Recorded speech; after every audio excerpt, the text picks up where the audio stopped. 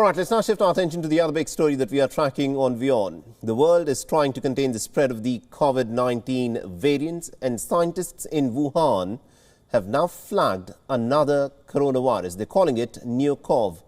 So how is this one different from the Wuhan virus? Now, coronavirus does not refer to just one virus. It in fact refers to a group of viruses. It's a type like SARS-CoV-1 or SARS-CoV-2 or the MERS-CoV that resulted in the Middle East respiratory syndrome. Now, all of these are infections that are caused by coronaviruses. So there is another coronavirus that's just been detected. Now, to be clear, this is not a new virus. It was first discovered in bats from South Africa. So why is this virus suddenly being spoken about so prominently at this point of time? Because scientists in Wuhan have now flagged two big concerns. Firstly, this new virus, neocov, could start infecting humans. This is a possibility at this point of time. It has not happened so far. This is a possibility. All it needs is just one mutation, and neocov could start infecting humans. And concern number two is the mortality rate.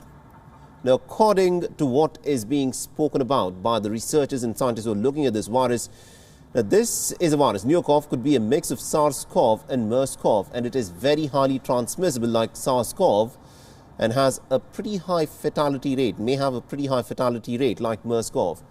Now, according to reports, 1 out of every 3 patients could actually succumb to the infection of this virus. That's a mortality rate of almost about 33%. So let's try and put these numbers into context.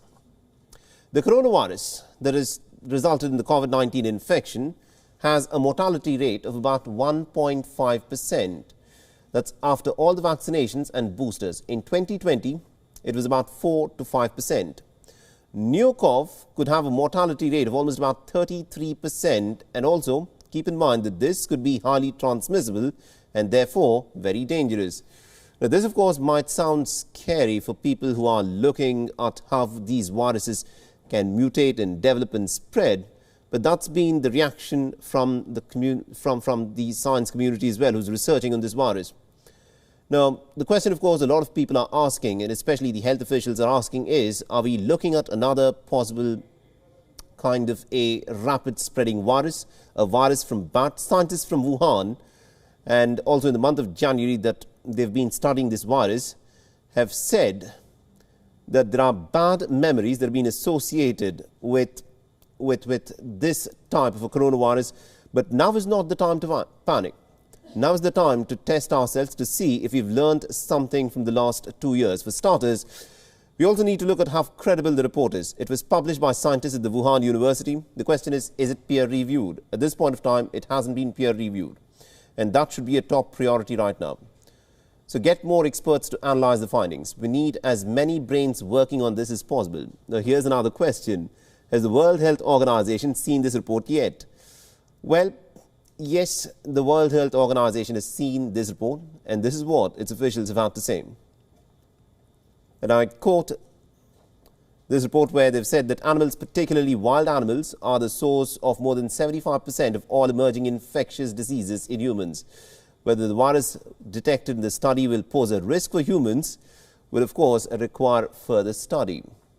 So the WHO wants more research, more data to decide on what to do next, and this is where the world needs to be more proactive. Last time, China was allowed to take the lead because the virus emerged in China. We let the WHO formulate our response, and we all know how that has turned out. So this time round, it is important that nations push for more transparency. So how was this report made? Why were the scientists from Wuhan researching this virus? What kind of research are the scientists in Wuhan actually carrying out? All of these are questions that need to be answered.